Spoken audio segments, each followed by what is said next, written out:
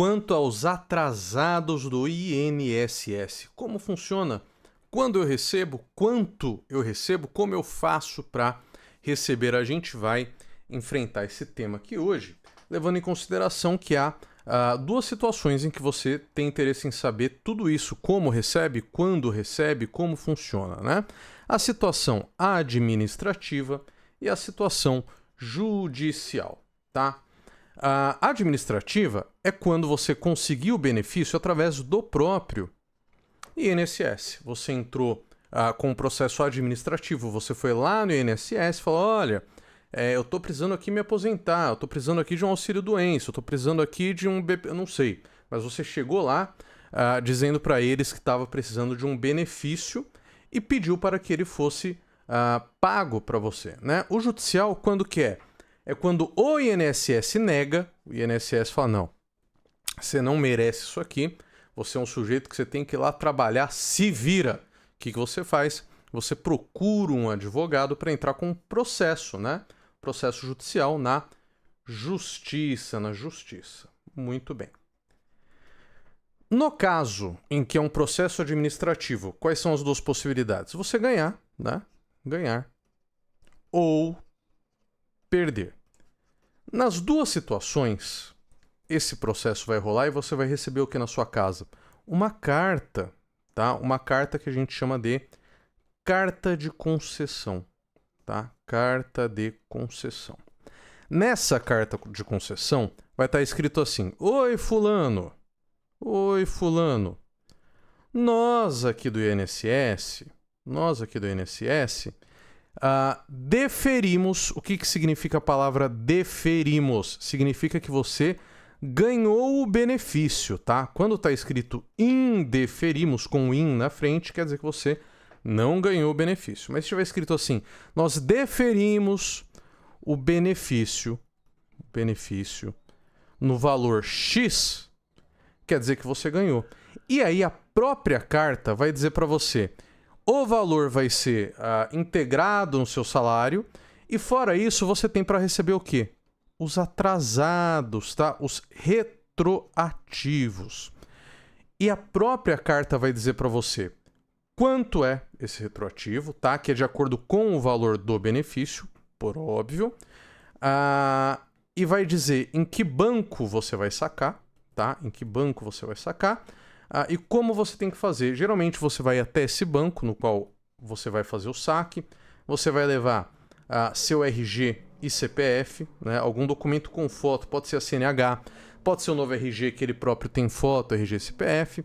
Vai levar um comprovante de residência, né? Porque talvez você tenha que abrir uma conta, vai ter que ser visto caso a caso, mas você leva também um comprovante de residência e você leva essa carta aqui preferencialmente para facilitar a situação. Você leva já a carta de concessão do benefício. E lá chegando, o que eles vão fazer? Eles vão pagar para você esse valor, fora o fato de que vai haver a implantação, integração do benefício para que você, a partir dali, receba mês a mês, quando é devido ainda que você receba, é claro, como é o caso de uma aposentadoria, por exemplo, né? Tá, mas o que ocorreu? Eu acho que é interessante botar o seguinte aqui também, né? Esse valor aqui, para você poder ver se ele tá correto, você vai ter que fazer um cálculo, que é: quando foi que você entrou com benefício? Porque esse processo administrativo, ele às vezes leva 6 meses, mas às vezes ele leva 1 ano, às vezes ele leva 3 anos, né? Tem casos e casos, depende da complexidade do caso, depende do lugar, depende de uma série de fatores. Então vamos supor que o seu caso seja um caso de 3 anos, tá? Quanto o INSS tem que pagar para você de atrasados ou retroativos? Vamos lá. Faz a contagem de acordo com a quantidade de anos, por exemplo. Então você durou 3 anos desde que você fez o pedido. Você fez o pedido, vamos por aqui, no dia 1 de janeiro de 2020. Eu gosto de 2020 porque ano que termina com 0 é mais fácil de fazer conta. Então vamos lá, levou 3 anos. Quantos meses tem 3 anos? 12? Então 12 vezes 3. Tá certo isso aqui? É 36? Provavelmente não, porque se o seu benefício tem 13º, você tem que receber o 13º, correto? Então é 12 vezes... Aliás, é 3 anos, 3 vezes 13 meses, porque você soma o 13º, 39. Qual que é o valor que foi dado de benefício para você que está lá na cartinha? 2.000? Então, 39 vezes 2.000, você vai ter que receber o valor aqui de 78.000, é claro, corrigido, tá? Ah, pode acontecer de receber menos? Pode. Tem casos, por exemplo, que você entrou porque foi negado o auxílio-doença, vamos supor. Só que no decorrer desse processo, a sua doença teve uma remissão, você se curou. Quer dizer que a partir daquele momento você não deveria receber. Então você não vai mais receber, não vai mais ser implantado para você o benefício. O que vai acontecer é que você vai receber aquele lapso de tempo, desde quando você deu a entrada até quando você ficou curado, e ali não teria mais que receber o auxílio-doença. Ou então, vamos supor o seguinte, você entrou com esse pedido de aposentadoria no dia 1/1 de 2020. E esse processo levou 3 anos para ser atualizado, para ser analisado pelo INSS. O que ocorre? No dia 1/1 de 2021, na verdade, era o dia que você devia se aposentar, né? Só que você se confundiu. Você entrou 1 ano antes, porque você fez a conta errada. Você não procurou um advogado previdenciarista e errou a conta, entrou 1 ano antes. O que vai acontecer? O INSS vai indeferir de vez? Normalmente não. Ele vai olhar e falar, pô, já tá aqui o processo, vamos resolver, porque a gente tá julgando ele em 2023. O cara já devia estar aposentado desde 2021. Então, o que a gente vai fazer? A gente vai pagar para ele o retroativo desde quando ele deveria ter se aposentado, que é 1/1 de 2021. Então, nesse caso, a contagem não começa aqui na data em que você pediu o benefício, e sim na data em que, legalmente falando, você teria adquirido aquele direito, tá? Então, administrativamente, não é difícil de entender. Você vai receber essa carta, você vai até o banco, você leva a documentação e você vai conseguir receber, tá? Muito bem. Segundo caso é o caso judicial, é quando você precisou entrar com o processo, né? Quando você entra com o processo, a coisa se complica um pouco, porque se você já assiste outros vídeos desse canal, você sabe que o processo é sempre uma sequência de atos que a lei fala, tem que primeiro acontecer isso, depois aquilo, tem que primeiro chamar o INSS, fala, INSS, você quer se defender? Aí o INSS vai se defender. Aí você ganha, você fala, nossa, eu vou receber. Não, porque o INSS ainda pode recorrer, né? Então, de maneira muito resumida, você tem uma linha do tempo, né? E o que é essa linha do tempo? Ela começa com o seu advogado entrando com uma petição inicial, que é o documento no qual ele pede para o juiz para conceder para você aquele benefício. Aí vai ocorrer a citação do INSS, para o INSS saber que está sendo processado. O que o INSS faz? Apresenta contestação, tá? Aí o juiz vai chamar você ou para replicar, para falar sobre a contestação, ou já para fazer uma perícia, se for necessário, tá? Então vamos supor que é de novo, é um auxílio-doença, você precisa provar que está doente, etc, etc. Vai ter que consultar um médico, para o médico dizer se realmente é caso de auxílio ou aposentadoria por invalidez. Vai ter que chamar um médico para ver se você realmente faz jus à aposentadoria. E aí sim vem a sentença, que é quando o juiz decide quem está certo e quem está errado. Se você está certo e o INSS está errado, ou se o INSS está certo e você está errado. Você não tinha direito àquele benefício. Qualquer parte que perder o processo aqui na sentença, ainda pode entrar o quê? Com um recurso, tá? Com pelo menos um recurso. Pelo menos um recurso, dizendo o INSS, o chefe do juiz, eu perdi, mas eu acho que eu tô com a razão. Você pode rever a decisão daquele juiz, porque eu acho que ele estava fumando algum tipo de droga alucinógena, porque não é possível que ele falou uma besteira desse tamanho. Aí os chefes do juiz vão julgar novamente para falar se está certa ou se está errada aquela sentença, tá? E aí, isso acontecendo, vai ocorrer um efeito chamado trânsito em julgado.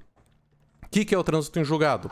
É quando não cabe mais recurso de uma decisão.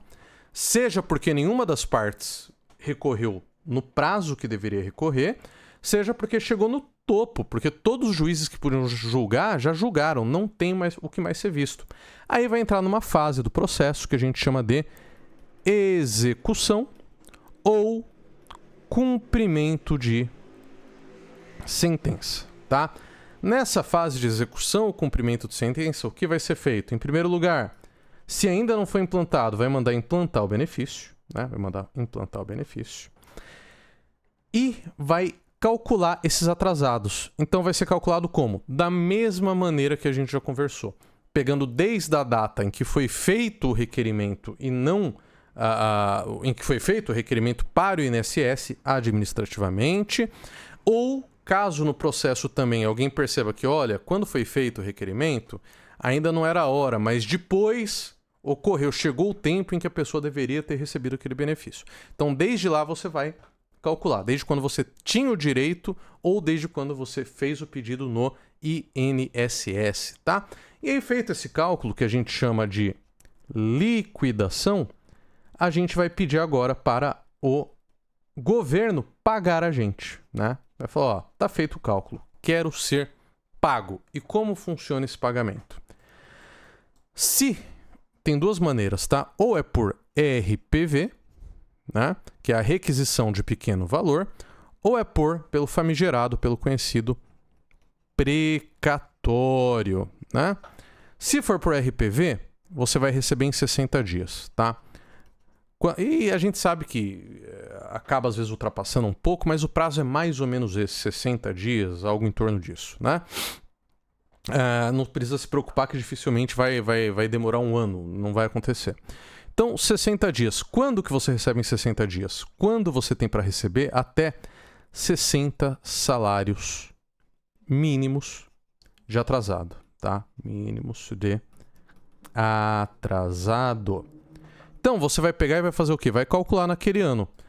Quanto que está o salário mínimo, tá? Se eu não me engano, esse ano está 1.412, mas você vai pegar o salário mínimo nacional do ano em que você estiver vendo esse vídeo e fazendo esse cálculo. Então, 1.412 vezes 60 dá quanto? 84.720. Então, se o que você tem para receber for menor do que, já esqueci o número, R$ 84.720, você já vai botar isso aqui no bolso em alguns dias, 60 dias em média, tá? Ah, não, mas o que o INSS está me devendo é maior, tá? É maior do que 84.720. O que vai acontecer? Esse valor vai se transformar num precatório. Precatório é uma obrigação que o governo tem de pagar um valor para alguém, né? E, no caso, a má notícia é que o precatório é bem mais demorado do que uma requisição de pequeno valor. Contudo, a boa notícia é que os benefícios do INSS são o que a gente chama de verba alimentar, tá? Eu vou dizer assim, 99% dos casos. Não sei nem aqui lembrar um exemplo que não seja, mas em 99% dos casos é uma verba alimentar.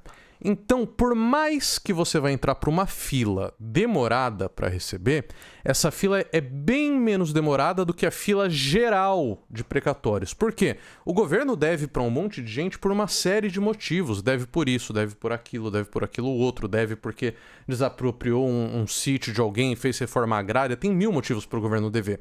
Mas quando a gente está falando de benefício, a gente está falando de uma verba alimentar, é o que a pessoa usa para se alimentar, para sobreviver, para ter um mínimo para sobreviver. Então, esses precatórios são pagos mais rápido. Como é que funciona o pagamento desses precatórios? Vamos supor que você passou todo aquele processo que eu mostrei para vocês e chegou finalmente ao precatório. Quando você chegou? Você chegou de janeiro a junho de um certo ano. Quando que isso vai ser pago? No ano seguinte. Já se foi de julho a dezembro de um ano que você conseguiu o precatório, vai ser no outro ano. Vamos dar um exemplo prático para facilitar para você? Foi em junho, vamos pegar até antes de junho, foi em maio de 2020, que você conseguiu esse precatório na justiça. Quando é que esse dinheiro aqui vai ser pago para você? Em algum mês de 2021, tá? Ah, não, mas demorou, o juiz dessa vara é muito lento, foi só em agosto, Agosto é depois de junho, não é? Sim, agosto é depois de junho. Então você vai pular mais um ano, você só vai receber em 2022, tá? Essa aqui é a regra geral do pagamento dos precatórios, é mais ou menos assim que funciona. É lógico que no direito sempre há casos e casos, há exceções. A gente vai aqui fazer uma lista de um monte de vídeos tratando de todos os casos, das regras, das exceções, mas basicamente é isso, tá? E para você entender como calcular o valor que você tem para receber de atrasados direitinho, de um jeito que você vai conseguir acompanhar, melhor até do que como eu expliquei nesse vídeo, eu tô deixando aqui um vídeo para você e com esse vídeo você vai conseguir aprender a fazer esse cálculo de uma maneira muito, muito, muito simples.